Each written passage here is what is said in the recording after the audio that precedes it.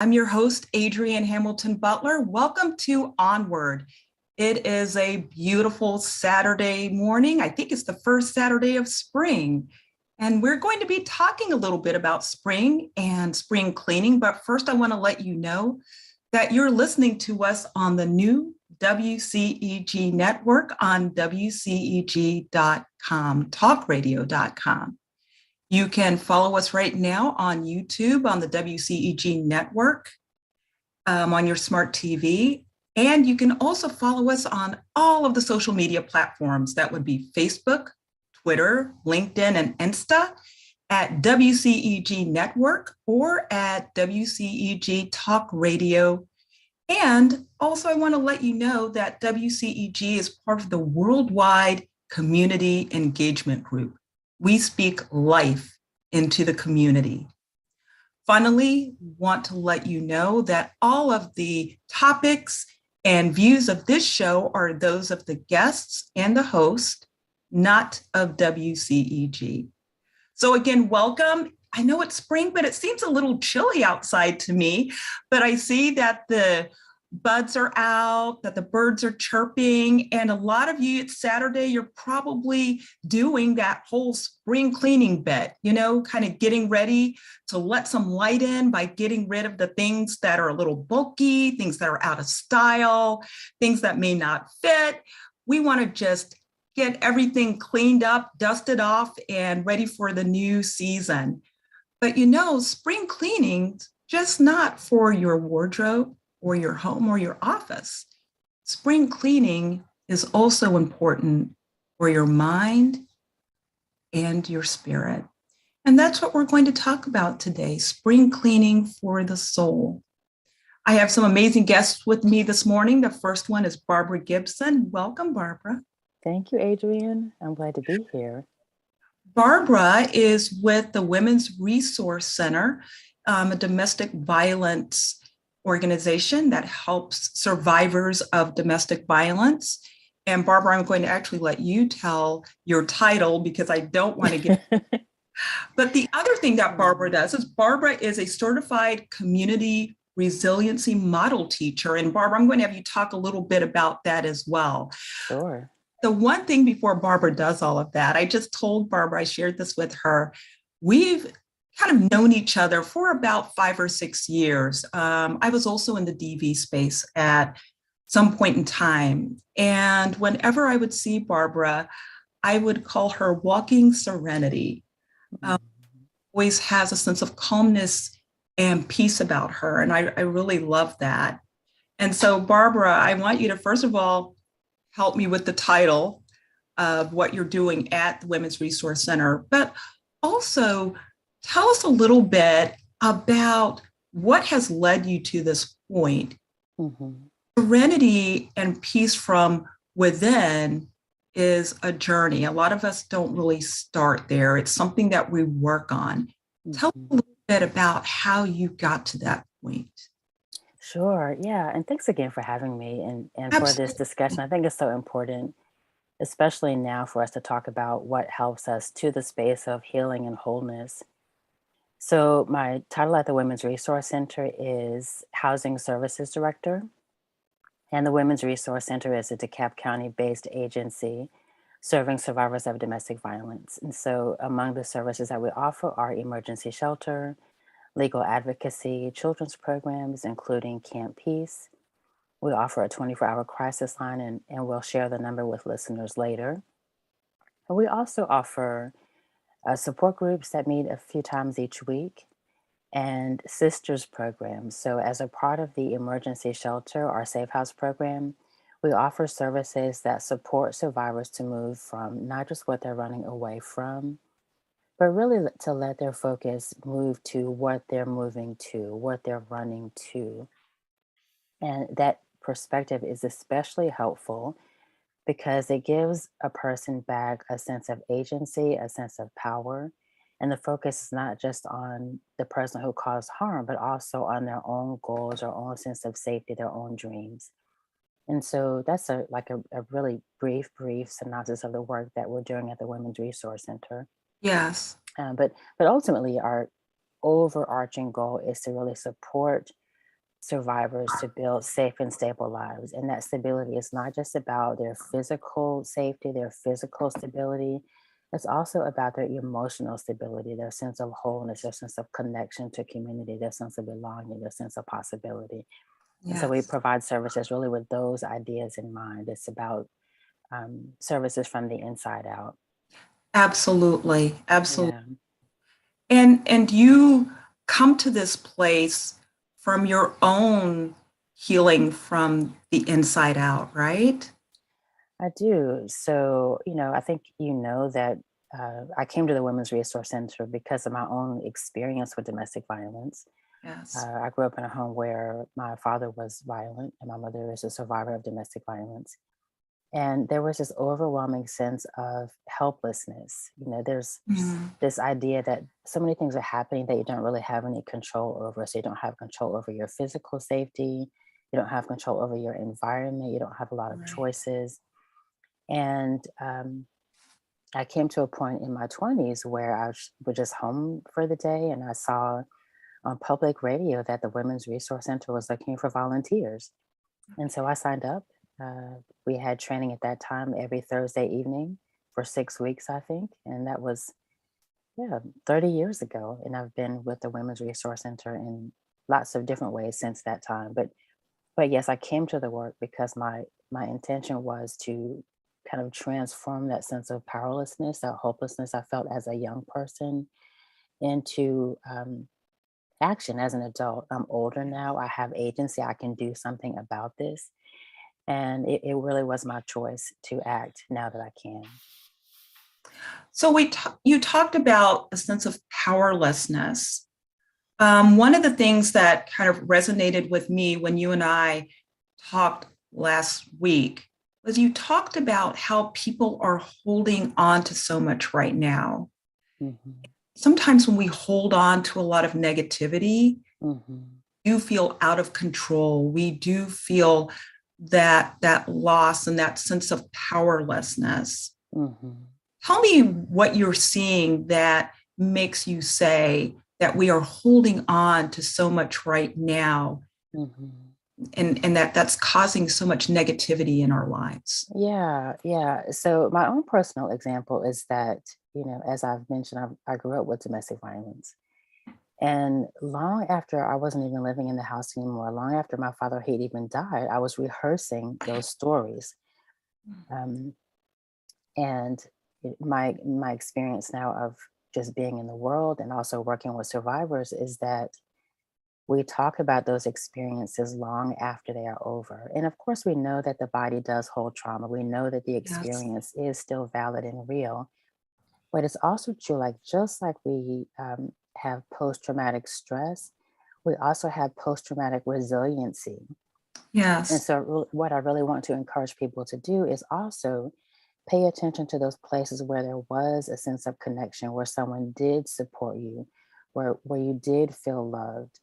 And in that way, we can choose what we pay attention to, or we can at least hold space for all of it. And so, what was happening with me, and what I've seen a lot, is that we only pay attention to what's going wrong. Yeah, and I do recognize that that's a very human tendency. And so we have to practice noticing also what's going right. Noticing that in this moment I am safe, and then trying to get some kind of a practice with that felt sense of safety lands in the body, because you can't just Yes. tell someone that, you have to feel it in the body. Absolutely. Mhm. And what you said to me in conversation is that we hold a flashlight Mhm. on our pain and we hold a flashlight on the things that are negative in our lives and we rehearse it or replay it for anyone who wants to hear it. Mhm. Um, and so tell me a little bit from your own practice, why is it that we tend to focus so much on our negative feelings versus all of the positive things that we experience in life? Mhm. Yeah, I think the things that we choose to pay attention to is just a habit of thinking. It's kind of how we are. And, I do know that that's kind of how we are biologically speaking, that human beings are wired to notice what's going wrong. because that really Yes. helps us stay safe. And we talked a Right. lot about the fight or flight. Right. If I miss the bear, I might die. So I have to pay more attention to that. If I miss the sunrise, it's unfortunate, but my life is not in danger. So we know that we are wired to do that. Yes. We're wired to survive.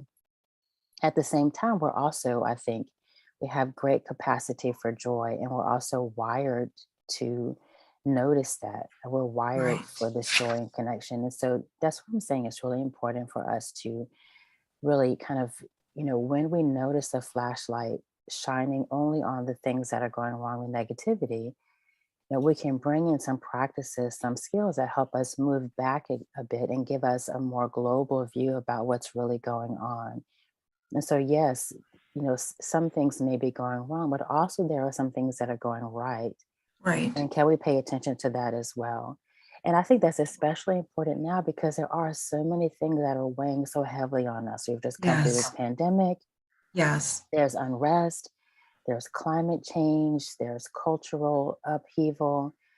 But there are also stories of amazing kindness. There's Yes. stories of survival, and these things are also true. So, um, can we notice that as well, and can we celebrate that as well? Because if we don't, I think what happens is we run the danger of collapsing. We run the Yes. danger of just not being able to be any good because we're only Right. focused on all the things that are just weighing us down so heavily. Exactly. And the places where we Exactly. can use our power for good, we don't have the capacity to even connect to that because we're so Exactly. depleted. Yes. Yeah. So, you know, obviously we don't want to put the spotlight on only the negative, Mhm. but at the same time, what tends to happen is that we might brush those negative emotions or experiences aside. And one of the things you said to me is that all emotions and experiences belong. Mhm. Tell me a little bit about that. How can we live in this space where we are experiencing both the good Mhm. and the negative, but at the same time, not hold on to the negative so much that we don't make room for the good things that are about to happen to us, Yeah. weighs us down? Yeah. I so appreciate this question because a lot of the time we think we can pick and choose our feelings. And Yes. what I say to people and remind myself of is that all feelings do belong. So, yes, sometimes I will feel sad. Sometimes I will feel angry. Sometimes I will feel jealous. I will feel insecure. All these things that we don't like and we don't want will still come up. And we can begin by offering ourselves some compassion. We can offer Mhm. ourselves some kindness. So, yes, anxiety is here. It's very painful. I'm Yeah. having a really hard time right now. And I can maybe even allow that. I can watch the feelings in my body if I have Mm. the capacity to do that. I can Yes. offer myself some care and kindness. If I don't have the capacity to do that, I can just say, what else is true? Can I shift to something that feels more pleasant or more neutral?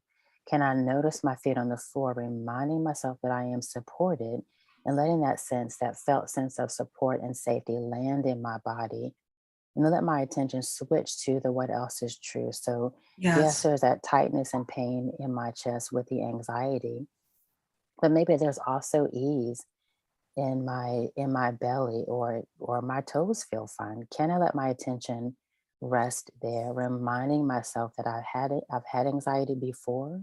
I know how to care for myself. I know what to do Yes. about it.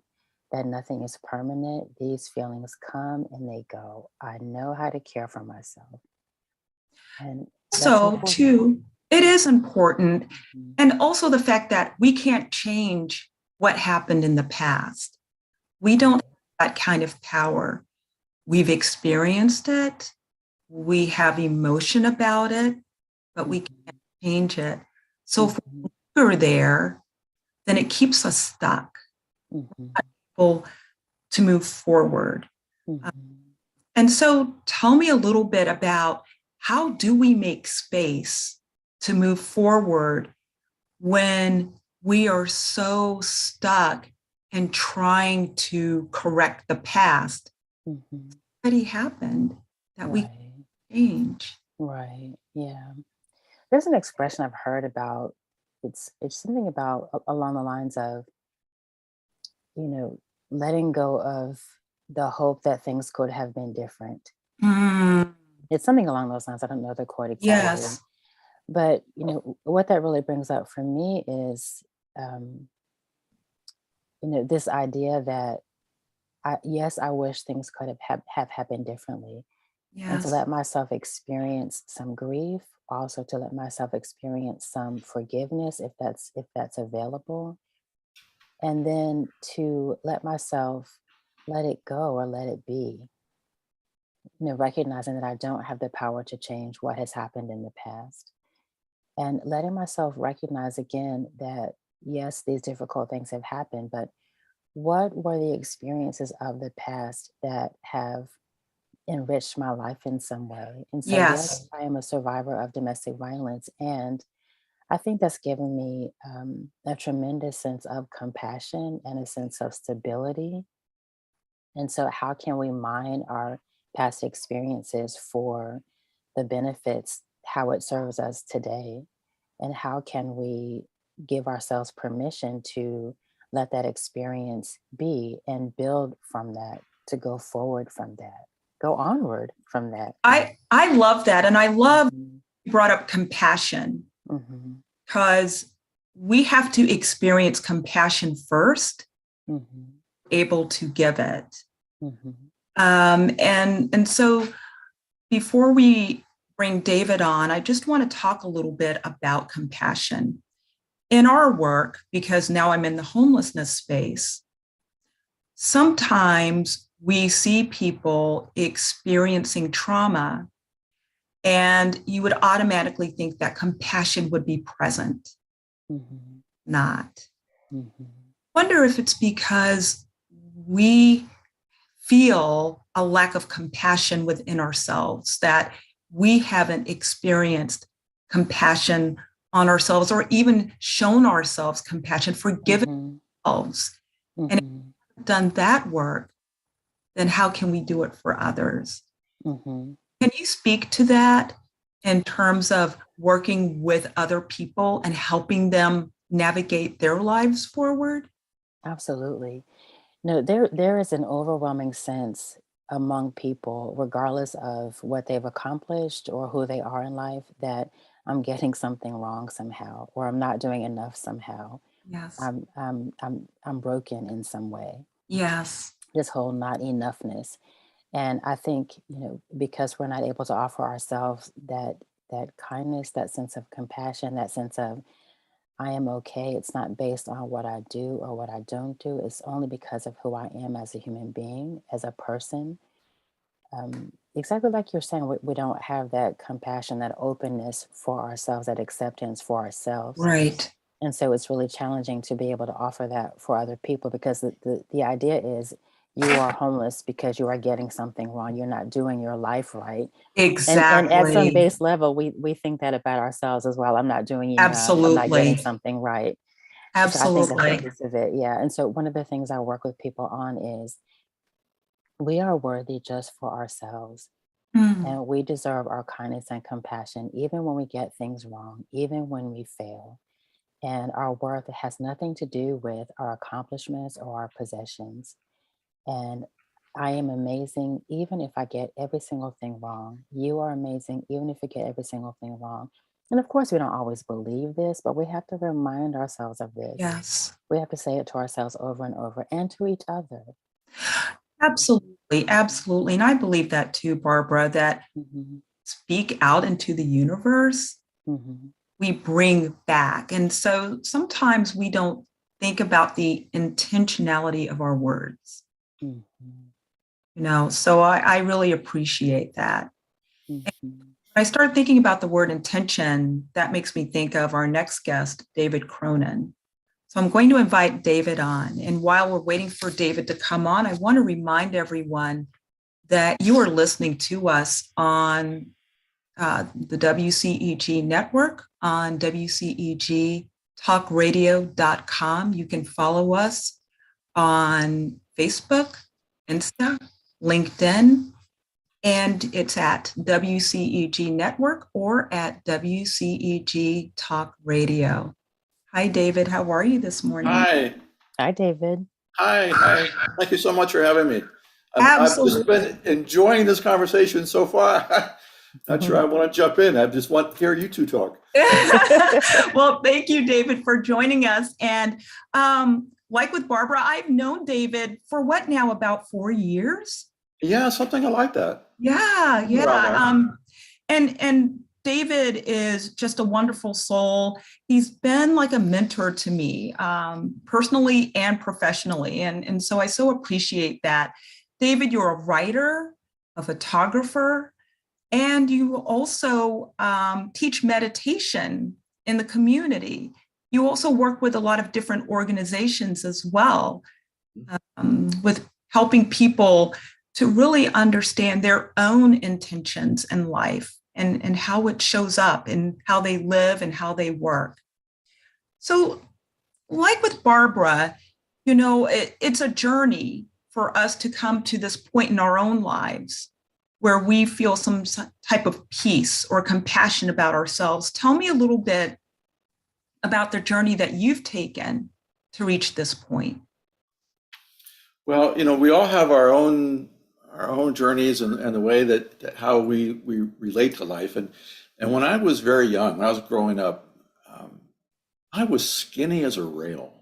Just so skinny, had thick glasses, and so I was just the target of all the neighborhood bullying. In high school, was bullied a lot, and it was hard. It was a real challenge. This went on for years, and so I internalized that as a way of, well, this is how the world sees me. This is who I am. This must be who I am because this is how the world is reacting towards me. Yeah. And so therefore I made how I looked wrong. I just made everything about me wrong because life treated me rough. And so I must deserve it. That was the way that kid internalized it. And so it wasn't until my very late teens that I started to get involved in various forms of meditation. And so I spent, because it was hard for me to interact with life, I withdrew a lot. And so I loved silence. I loved being by myself. I loved going out in the woods. I spent a lot of time just in silence and in prayer, because that's where I felt safe in the woods. Yes. The trees never judged me. And so I always felt, at home there. But it wasn't until I started getting involved in various forms of meditation that I kind of became more and more just at home in my own skin. It was really just the best way to phrase it, is that, when you all were talking before the show, Barbara, you mentioned the phrase unbridgeable other. Yes. Which I just thought was a great phrase. Beautiful. Beautiful so phrase. For me, it was like life was an unbridgeable other for me. Yes. And so it wasn't until I got involved in meditation and all the benefits meditation can offer you, is that all that kind of tight resistance to the world just began to soften.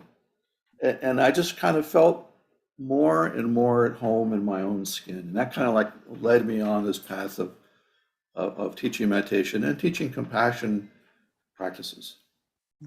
So one of the things you talked about in this journey, of course, is that it started with pain. It started with the pain of being rejected as a young person and trying to feel good about who you were and good in your skin, comfortable in your skin. But when we talk about pain and moving on from pain, one of the things we have a tendency to do is we have a tendency to bury it. Yeah. But you said something to me that I thought was so powerful, that when we try to bury pain, what we don't realize is that we try to bury it alive. Yeah, we do. A little bit about that. What do you mean burying it alive? Well, it's this kind of, I don't know, human nature to think, well, if I can't see it, it doesn't exist. If I've got it away, then it's no longer affecting my life. And And one thing I learned over the years that, we can convince ourselves that, oh, that's not a problem. I'm done with that. I'm clear with that. Yes. But yet, if we've buried that pain and that hurt, we actually bury it alive, and so it's still kind of percolating, below the Right. conscious level, and it has amazing, or not amazing, but at times catastrophic impacts on us. And so one of the things that's always helpful or me to kind of come back to is I think of a beautiful beach ball. And so imagine you're at the pool or at the beach and someone hands you this beautiful beach ball and they say, okay, now just hold that underwater for 20 minutes. And you go, yeah, okay, fine, I can do that. And then they say, all right, well, now hold it underwater for 2 hours. And you think, well, that's going to be hard. And now what if it's like, all right, now hold it underwater for 20 years, for 40 years. Wow. And so the thing of it is that when we bury an emotion, we're actually using some part of our life force to keep it below the radar. It doesn't just go down there and be done. We're actually using some part of our energy to actually hold it down, Yes. away from our conscious awareness. And so, I love the topic about spring cleaning. Yes. And so for me, spring cleaning is like, all right, well, do I need to go back and find some of those beach balls that I haven't dealt with yet? Or sometimes they find us, don't they? Well, we're trying to keep it down and it pops back up in the most unexpected ways and at the most unexpected times. The worst moments, always during the big dinner party you're having to impress somebody. It's never when you're home alone. It's always, because what happens is something happens that triggers that. Yes. Somebody says something happens, and we have this reaction that's way over and above what's kind of warranted. Well, that's because there's something got pushed, something got poked, Yes. that we haven't opened up yet. And so, I find forgiveness is a powerful, powerful tool. If you want to spring clean the heart, the emotions, the soul, doing forgiveness practice, self-compassion, compassion practices like you all were talking about is so, so important. I do want to talk about forgiveness. I was meditating this morning and, in my meditation, it talks about how God forgiving us, was kind of related to our capacity to forgive others. And I was wondering about that. I was thinking, how does that relate? But a lot of times we want forgiveness. We don't want to be judged, but yet we are so unforgiving of others. And it keeps us tied in this negative space. Talk a little bit about how unforgiveness keeps us bound. So that's a great point. Because there's an expression that you cannot be a refuge for another except for the degree that you're a refuge for yourself. There you go. And so, so one of the things, so there's a couple things about compassion, and this is one of my favorite topics when I teach most is the compassion process, and that compassion is actually 2 steps. So there's the one step of trying to be a loving presence for another without trying to change them or change the situation. You're just being there for them. That's one of the most powerful ways. There are many ways of being compassionate, but just offering your presence. And that's an outward energy. The second step is an inner energy. The second step is the reason why we tend to be judgmental oftentimes is because there's something about that situation or that person that we get triggered, and what we're really seeing is kind of a part of ourselves. Unless we're at an extraordinarily high state of self-actualization, we're never actually seeing anyone as they truly are. We're seeing our concept of them, our projection of them. Absolutely. which is based on our own upbringing and our own experiences of childhood. All those things, they all interplay. And so if I'm trying to be compassionate for someone, and yet I find that I'm being judgmental or I'm triggered, that inward step is afterwards. I like to go back and say, okay, well, why did that arise? Why was I triggered? Why did I have that reaction? It's one of those things that in being a compassionate presence for others, there is one fundamental way in which we can connect. Because when we're judging someone, you can't judge and bless someone at the same time. There's a disconnect. When we're judging someone, there's a disconnect. Absolutely. And so when I can remind myself that, on a core fundamental level, they're just like me. We all go through the same human experiences. The stories may be different, but we all go through the same types of challenges because we're all human. And on a very, very core fundamental level, everyone just wants to be happy and be free from suffering. And so I can kind of connect. I can connect to someone based on that core humanness. And in that way. It is. So it's the you that I see is the you and me, correct? Yes, absolutely. Yes. Absolutely. Yeah. And so go ahead. No, I was going to ask you and Barbara a question because you've both talked about your journey and the challenges that happened to you both. And sometimes people believe that life should be problem-free. But you said something to me, and that is, life is happening for me, not to me. And that problems are actually a part of our journey. And Barbara, you said the same thing. Tell me a little bit about that, because I think sometimes the reason people get bogged down is because they say to themselves, what did I do wrong to have these problems happen in my life?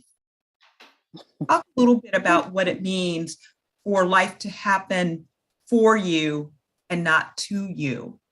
Mm-hmm. Yeah, there is a Ruth King quote that I come back to often, that life is not personal, perfect, or permanent, right? And we just have to remind ourselves of that, exactly, that things are going to happen. Yes. And our job really is not to figure out how to get rid of our suffering, how to get rid of our pain, but to figure out how we can care for it in a way that's kind and compassionate and open. So yes, difficulties are going to happen. It does not mean that we're getting anything wrong. It does not mean that we're being punished. It's not personal. Sometimes I'm going to go outside and my tire is going to be flat. Mm-hmm. Or maybe I'm going to go to the doctor and I'm going to get a diagnosis that I don't want. This is how life is. And my job is to figure out how to relate to life's circumstances in a way that is skillful and does not cause harm. I love that. David? Yeah, so I agree 100% in everything she just said. And there's another expression about how problems are not obstacles on our path. Problems is the path. That is the way that we do go forward. No one becomes a good sailor by staying in the harbor. You can read all the charts, know all the studies, know the tides, but until you go out and go through the storms, that's what makes you the sailor. That's what makes you the good sailor. And another thing I remind myself a lot is salmon. When salmon swim upstream to breed, well, they always go, as they're going upstream, they always lean into the places where the current is the strongest against them, because they know is a clear way. And so all these things help us when we, as she was saying, that when we have these problems. And the thing that helps me is that I look at how I hold things in my heart. Mm. I feel that how I hold things in my heart is going to determine my experience of Yes. it. Right. And so if I want to change change my experience of anything, I'll find some way to just hold it differently in my heart. And that's where the Absolutely. self-compassion that we were talking about, that's where the Yes. self-compassion is just absolutely fundamental, integral part of this human journey. Yeah. Absolutely. I love that too. It's an opportunity to practice our practice, and that's really what we're Exactly all right. doing, right? Exactly. So there are a couple of things that the two of you, in conversations I've had with you, have taught me, some key points that I want to bring out as we're relating all of this to spring cleaning for the soul. The first one is mindfulness. Barbara, that's the one that you brought to me, that our bodies are a source of information. Mhm. Be attentive to our bodies. Talk a little Mhm. about that. Yeah. So, I mean, there's always something happening. We know that every thought we have, every feeling we had is tied to a physical sensation in the body. And that goes back to the felt sense I was talking about before. So we can feel ease, we can feel a sense of well-being, and we can also feel a sense of distress. Mm. And so if we're paying attention to the body, if we're mindful of our experience as it unfolds, if we use that as information, then we can know how to respond to ourselves. And so Mm. the point that David was making before about, your feelings erupt in places that you don't intend, it's sort of like if it's hysterical, it's historical, right? And so you can recognize the sensations as they're building, and maybe you can care for yourself first. So there's this Thich Nhat Hanh quote that I like to use a lot. If somebody sets your house on fire, do you first chase after the person, or do you first put the fire out? And if you're being Ah, mindful, you have a greater opportunity to first put the fire out, because yes. you can feel the activation arising in your body. You can feel the distress. You can feel your heart begin to race. You can feel the Yes. tension. You can feel your breath going more quickly. And Yeah. when we are mindful, we can say, "Hey, there's something happening here." It's that curiosity that David was talking about. There's something happening here. What do I need in this moment? How can I care for myself? I'm in Yes. distress. I'm feeling anxiety. I'm feeling fear. How do I want to respond to that? How do I want to be with myself right now? And Yes. that's how mindfulness can really help us show up in a world in a better way. So the first part then is being mindful, being aware, being in tune with your body, not brushing things aside. Mhm. The next piece, David, I want to ask you about, and that's prayer and surrendering. We talked a lot about that last week, and that really touched me. Releasing unforgiveness, expressing gratitude. Talk about your practice of prayer and surrendering. Thank you. So forgiveness is a journey. It's a lifelong journey.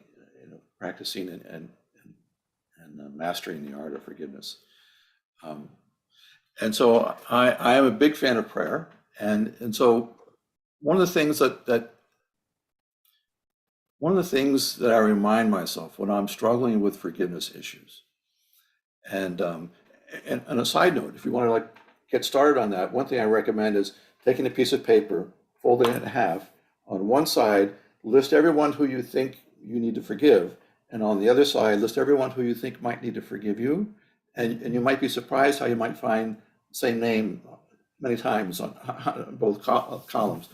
But then to put that piece of paper somewhere with intention. You spoke earlier about intention. So one of the key factors, there's two main things I find about forgiveness. One is intention, the other is surrender. Mm. And so having the intention that you truly want to be done or to heal the pain, you truly want to hold it differently in your heart. So this is the thing I talked earlier about, hold it in your heart. It's like, I want to at least start finding a way to hold it in the heart. And so the intention sets up your energy. And so when you have a strong intention, then things just happen to land. You might find a book, someone might say something to you, or you just somehow things come when we have those strong intentions. And one part of that intention is wanting to see it differently and recognizing the thing I was mentioning earlier, that, Yes. unless I'm really in a very high state of self-actualization, I really don't know that person. I really don't know why they acted the way they did, why their humanness needed to behave in that way at that time. I don't know their soul's journey. I don't know any of that. Yes. And so that brings up the second part of the surrender part, is that I actually will pray and ask, whether it be God, universe, nature, however way you want to language it, but some higher power, and say, I'm willing to give up my story. I'm willing to give up the way in which I see that person or see that situation. And I ask that you show me how I should see that person or that situation and myself. Self-forgiveness is a huge part That's of very powerful. forgiving others. Oftentimes when we're working on forgiving others and we can't, we really struggle with it. One thing I find is that there's a core element that we also need to look at, is self-forgiveness, because oftentimes we have anger and hatred for ourselves for even being in that situation, and we're angry at God for allowing it to happen, and we should have known better, that type of thing. And so forgiveness is a very wide thing, but having the intention, I want the peace, I want the inner peace more than I want anything to change in the outer realm. In other words, I want the peace more than I need that person to apologize. I want the peace more than I need that person to pay me back the money that they just won't even acknowledge, whatever it may be. That's the letting go of the story. I love that. I love that piece, the whole intention that you want peace more than being right. Exactly right. Or that person being punished, that you want the peace more than that. I love that. Barbara, back to you. You've talked last week about praise and blame. And I love that little nugget, not holding on to how others see you or what they say about you, and that nothing's permanent. Talk a little bit about praise and blame. Yeah, we can really wander away from the idea that we have an inner basic goodness, and we can get very caught up in the cycle of praise and blame. I'm only valuable if people are saying good things about me, praising me, and I'm not valuable at all if people are blaming me or not celebrating me. And you can feel very unstable, very ungrounded when that happens. You can lose your sense of yourself. Yes. And what is really important for us to come to and work toward is, again, remembering that we do have a core of inner basic goodness, and it has nothing to do with what we do or what we don't do. And when there is praise, we might remind ourselves that, as Thich Nhat Hanh has said, is that that's partially true, that there are some really wonderful things about me. And when there's blame, we might remind ourselves that that's partially true. There are some things I really need to be working on. And even though there are things I need to be working on, and even though there are things about me that are wonderful, I am still amazing. And I still have that core of inner basic goodness. So I don't have to get myself all tied in a knot trying to avoid the blame or chasing after the praise. Yes. Yes. I love that.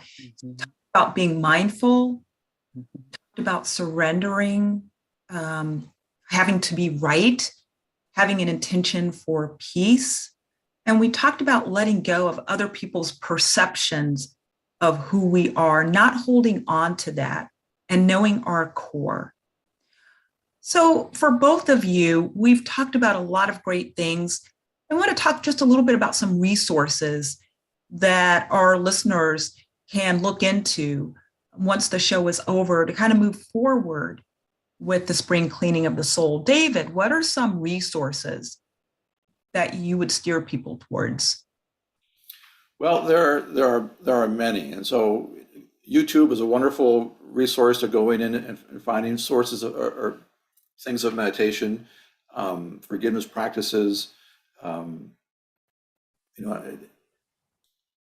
Thich Nhat Hanh is one of my favorite teachers, so I appreciate Barbara's mentions of his resources, his books, and having the strong intention, you're going to find the resources that are specific for you that you need.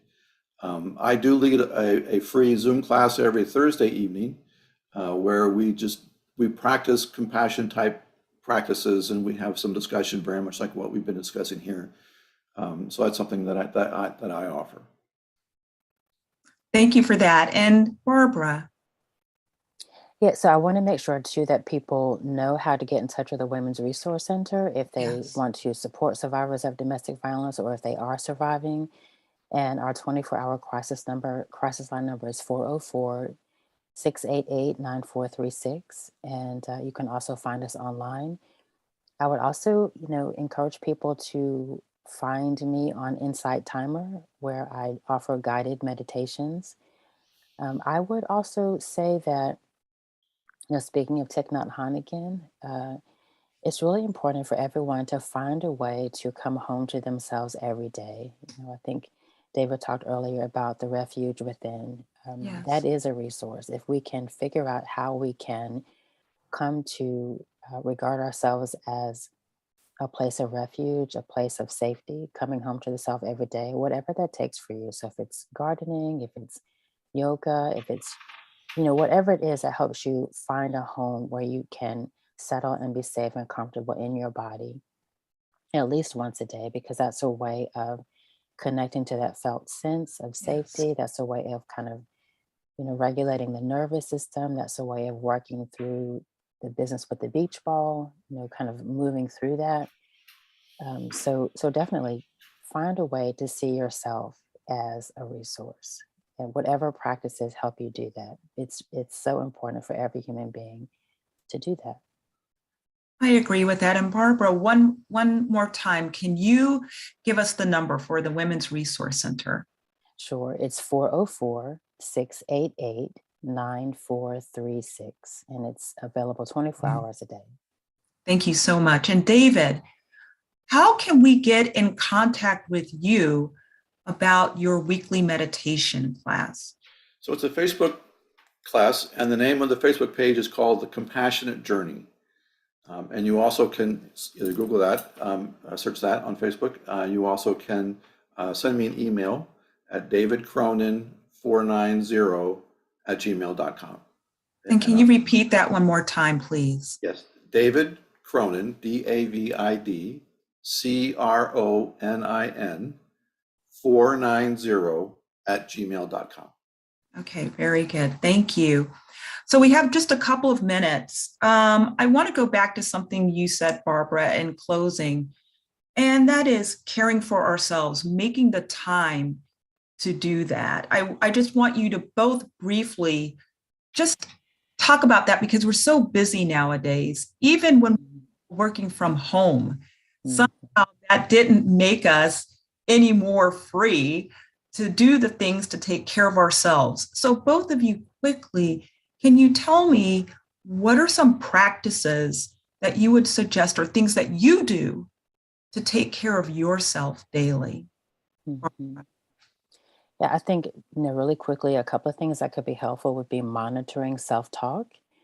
Also, coming home to yourself, even very briefly, when you're washing your hands, notice your feet on the floor, notice the scent of the soap, notice the temperature of the water. Finding ways to be in your body, paying attention to what you are thinking and what sensations are present, being compassionate with those things that you don't like, reminding yourself that nothing is permanent, reminding yourself that you can find a way through, and reminding yourself that you are innately good, innately lovable, no matter what you do or you don't do. I love that. I love that. David? I'm a big fan of meditation, and I love a lot of Thich Nhat Hanh's meditations of working with the breath. And so one of my favorites, which I work a lot with, especially when it comes to the whole blame and praise cycle that we can fall in, and especially self-judgment. But I'll just get myself comfortable, close my eyes, and when I breathe in, every in-breath, I think to myself, just my presence. And when I exhale, I think to myself, is enough. Yes. So breathing in, just my presence. Breathing out is enough. Just my Yes. presence is enough. And I find that helps bring me in right into my heart and just in the body and centered and ready to take the day. I love that. And I know for me, I like to run and I love to walk. I love to be outside because it's just so freeing. You observe nature, you're by yourself, your thoughts are going wild. And at the end of the day, when you run it out, walk it out, you just feel so much better. I can tell a difference when I haven't exercised. So that allows me to just open up my mind and my body to receive what's ahead for me, to be open to the possibilities. Well, I want to thank you both for sharing, for helping us to do a little spring cleaning for the soul. Again, this is Onward, and you are listening to us on WCEG at the new WCEG Network. Feel free to follow us on all of the social media platforms at WCEG Network or WCEG Talk Radio. Have a wonderful Saturday, everyone. And in closing, as always, gotta run. Thank you so much. Have a great day. Thank you both. Thank you.